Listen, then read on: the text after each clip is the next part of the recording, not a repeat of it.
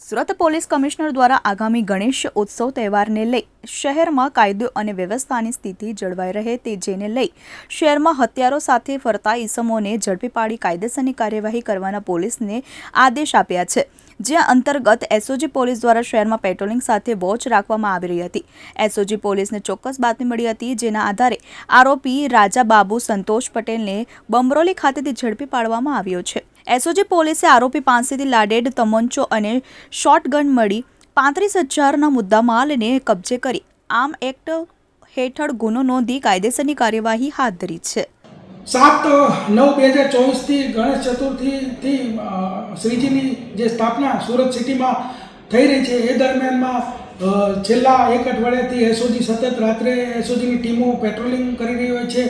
એ દરમિયાનમાં ગઈકાલે એસઓજીની ટીમને માહિતી મળી કે પાંડેસરા નજીક જે ગણેશજીની મૂર્તિઓ છે ત્યાં પેટ્રોલિંગ કરી રહ્યા હતા તો માહિતી મળી કે એક વ્યક્તિ જે ડીમાર્ટની બાજુમાં લોડેડ હથિયાર સાથે હાજર છે। તો એસઓજીની ટીમ ત્યાં તાત્કાલિક પહોંચી ગઈ અને લોડેડ હથિયાર સાથે રાજાબાબુ સંતોષ પટેલ ઉંમર વર્ષ 21 હરિધામ સોસાયટી ઉધના રહે છે કે જેનું મૂળ વતન પ્રતાપગઢ યુપી છે।